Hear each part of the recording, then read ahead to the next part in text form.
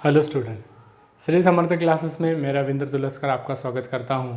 और आज हम बहुत ही इंटरेस्टिंग टॉपिक पढ़ेंगे जिसका नाम है द्विघात समीकरण, या जिसको हम बोलते हैं क्वाड्रेटिक इक्वेशंस। तो पहले तो हम समझेंगे कि द्विघात समीकरण क्या चीज़ है। तो अगर आपको मेरा वीडियो पसंद आता है तो ज़रूर इसे लाइक कीजिए, सब्सक्राइब कीजिए और शेयर कीजिए।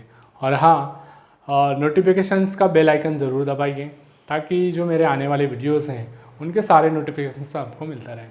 तो आइए हम स्टार्ट करते हैं। तो हमारे पास है द्विघात समीकरण यानी क्वाड्रेटिक इक्वेशंस। तो पहले तो हम समीकरण की बात करें कि भैया समीकरण बनाना है। हमने अभी तक बहुपद पढ़ा है, तो बहुपद में हम जो है ऐसे बहुपद जैसे x धन 1 है, तो इसमें हम बहुपद में क्या करते थे, इसकी घात निकालते थे।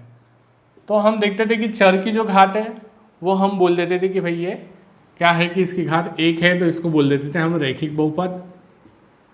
ठीक है, अगर इस तरीके से है और इसकी घात रहती थी 2, इसको हम बोलते थे द्विघात बहुपद।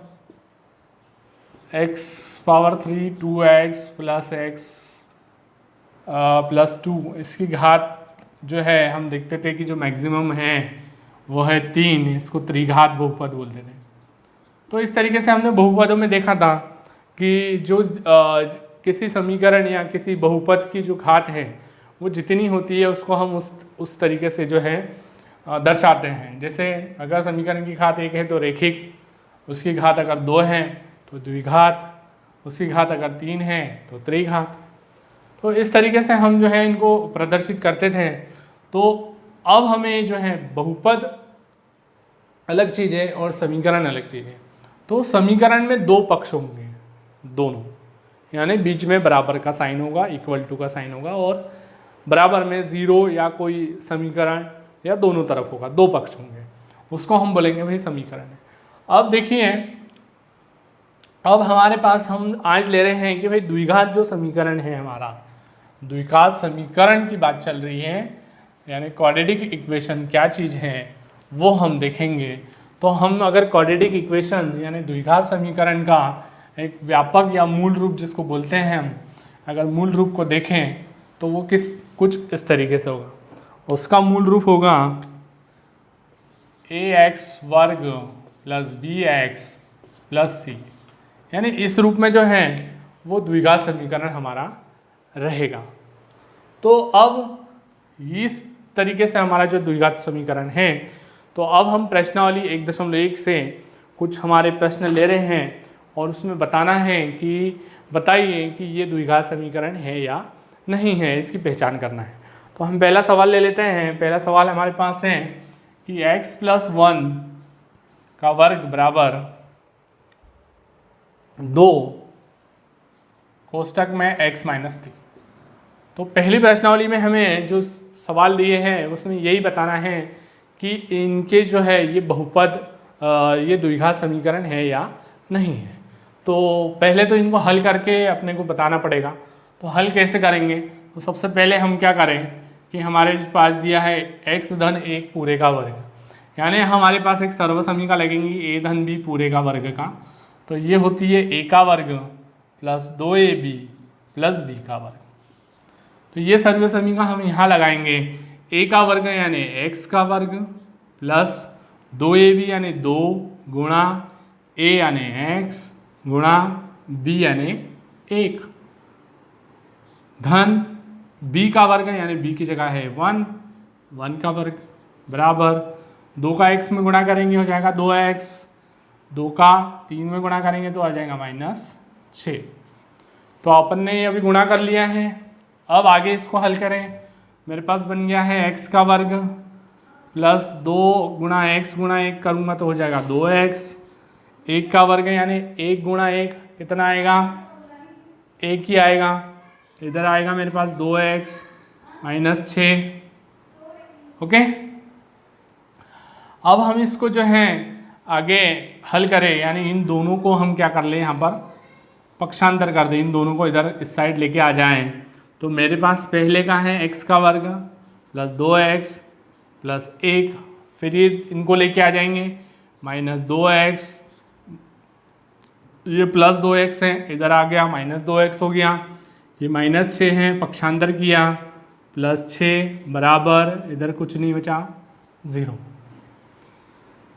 x का वर्ग यानी x का वर्ग लिख दिया, ये 2x धन है, ये 2x ऋण है, यानी कट गया 0 हो गया ये, यानी 2x में से 2x घटाएं, इसको चाहे तो हम ऐसा भी लिख सकते हैं 0x, है ना, +1 और +6 कितना हो जाएगा +7।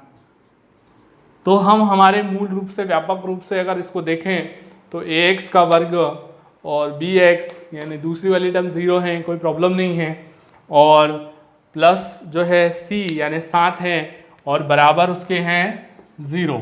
तो हम देख रहे हैं कि हमारे पास जो है ये समीकरण इस रूप में आ गया है। इसका मतलब ये जो समीकरण है ये वर्ग समीकरण या द्विघात समीकरण है, इसको बोलेंगे कि ये द्विघात समीकरण है। तो इस तरीके से इसमें प्रश्न दिए हैं और इसमें बताना है कि बताइए कि द्विघात समीकरण है कि नहीं है। तो आगे और आप प्रश्न हल करके देखिए, अगर कोई डाउट होता है तो आप मुझे कमेंट्स करके बताइए। तो आइए इसके आगे इसी प्रश्नावली के कुछ हम जो है आंकिक सवाल लेते हैं, उसमें हम प्रश्न पढ़ेंगे और उसके बाद उसके जो हैं कुछ समीकरण बनाते हैं। तो आइए पहले हम इसको रफ कर लें।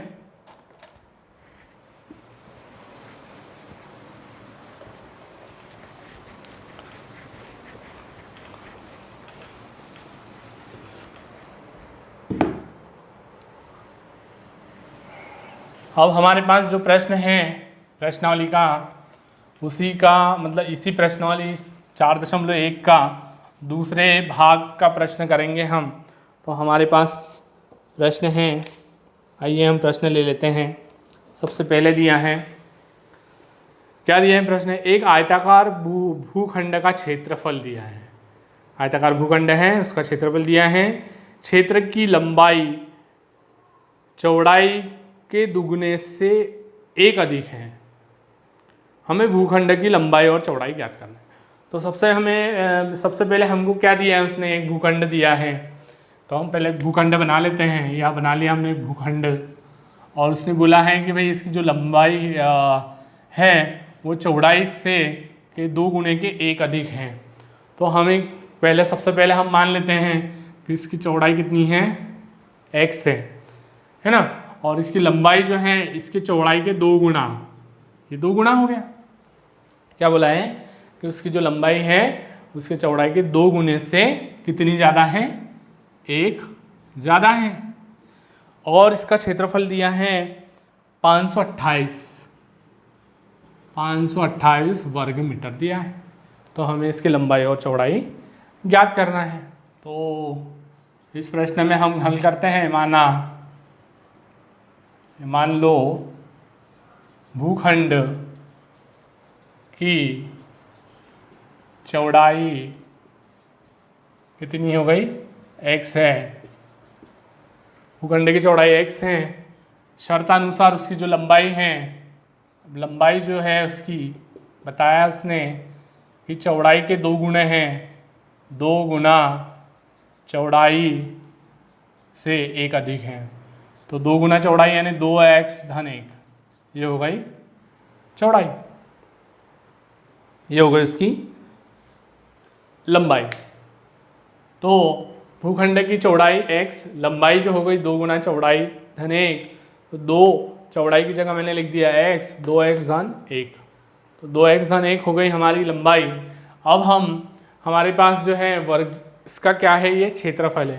तो हम क्षेत्रफल का सूत्र लगाएंगे, यानी आयताकार है यानी आयत का क्षेत्रफल लगेगा। तो हम यहाँ लिख देंगे भूखंड, कोष्टक में हम लिख देते हैं आयताकार या आयत का क्षेत्रफल बराबर दिया है उसने 528 वर्ग मीटर। अब यहाँ पर जो इकाई हमारी दी है वो दी है मीटर में, तो हम जो लंबाई लेंगे और चौड़ाई लेंगे उसको भी हम क्या लिख देंगे कि ये क्या है, मीटर है, उसकी इकाई लेना है, यूनिट। तो अब आयत का क्षेत्रफल जो होता है हमारे पास पता है आपको, लंबाई गुना चौड़ाई होता है, बराबर दिया है 528। तो लंबाई कितनी है मेरे पास, लंबाई है 2x + 1 और चौड़ाई है मेरे पास x बराबर ले लिया 528। अब x का 2 में गुणा करेंगे तो आ जाएगा 2x का वर्ग प्लस 1 का x में गुणा करेंगे x बराबर हो जाएगा 528। 528 का मैं कर दूंगा पक्षांतर, तो मेरे पास बनेगा 2x का वर्ग प्लस x माइनस 528 बराबर 0। ठीक है, तो अब मेरे पास जो है एक समीकरण आ गया है। अब इन समीकरण को दो तरीके से हल कर सकते हैं, एक इसको गुणनखंड विधि से हल करें, दूसरा इसको सूत्र विधि से हल करें। तो ये वाली जो प्रश्नावली है इसमें गुणनखंड विधि से हल किया है, जैसे कि हमने कक्षा 9वीं में बहुपदों में का गुणनखंड किया था, उनके शून्यांक भी निकाले थे, उसी तरीके से इसमें गुणनखंड करना है। बड़ा ही आसान है, थोड़ा सा ध्यान देना है।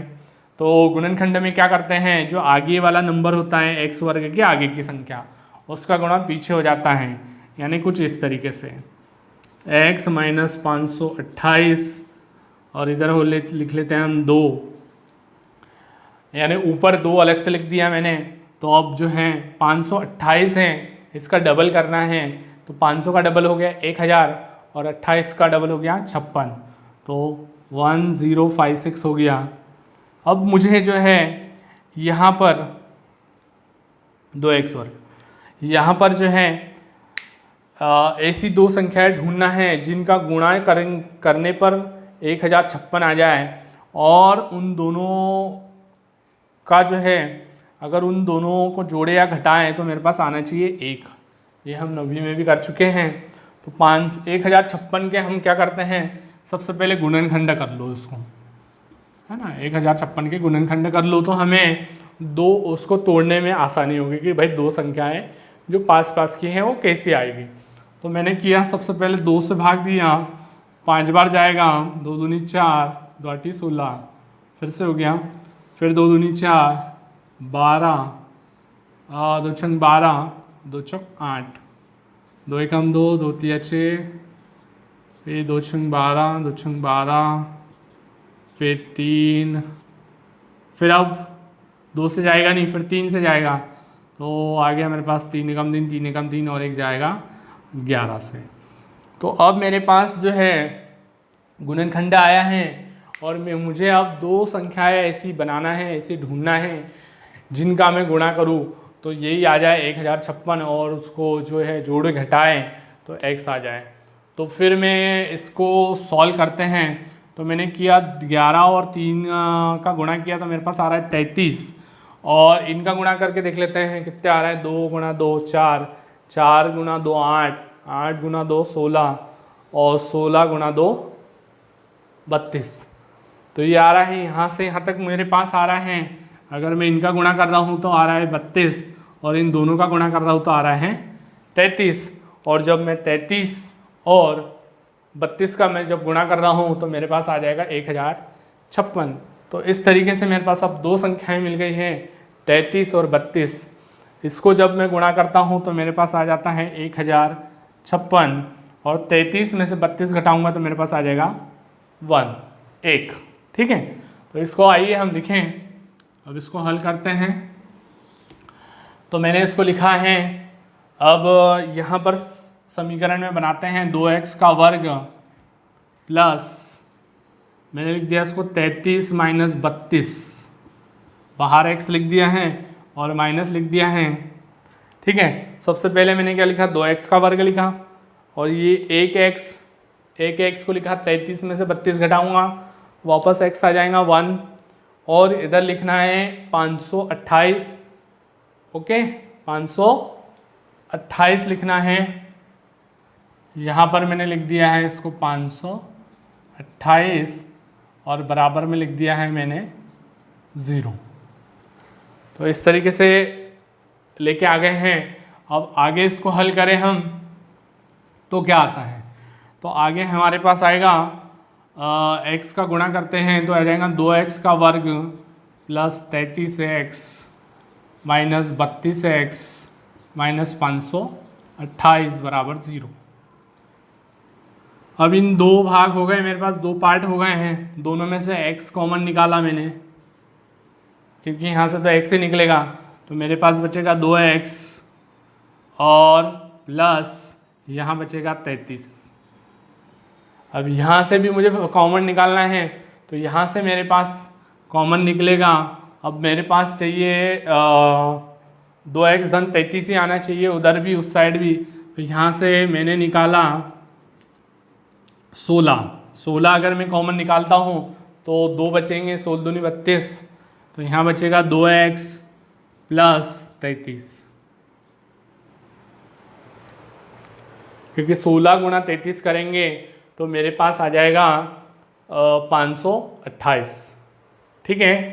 अब आइए, अब मैंने माइनस कॉमन निकाला था, तो ये माइनस था, ये प्लस हो गया, ये भी माइनस था, ये भी प्लस हो गया।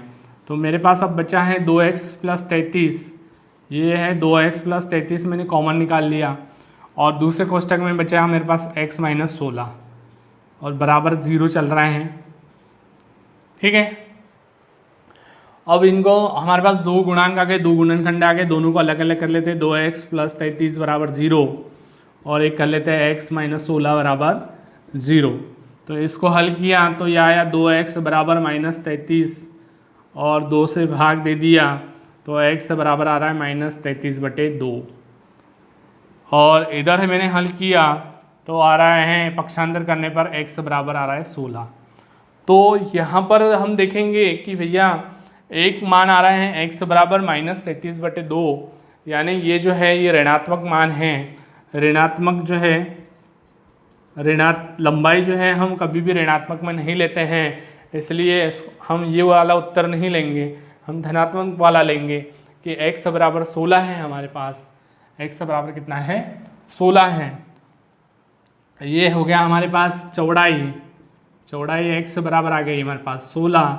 अब हम निकालेंगे लंबाई, तो लंबाई है हमारे पास 2x धन 1। 2x यानी 2 गुणा 16 धन 1, तो 2 गुणा 16 कितना हो जाएगा, 2 गुणा 16 32 धन 1 यानी आ गया ये 33। तो हमारे पास चौड़ाई आ गई 16 मीटर और लंबाई आ गई 33 मीटर। तो देखा स्टूडेंट आप लोगों ने कि किस तरीके से हमने जो है ये आंकिक सवाल को हल किया है, समीकरण बनाया, उसके बाद गुणनखंड किए और गुणनखंड से इसको हल किया। थोड़ा सा लॉन्ग प्रोसेस है, लेकिन 1-2 बार थोड़ी अपन प्रैक्टिस करेंगे तो वो क्लियर आ जाएगा। ठीक है, थैंक यू।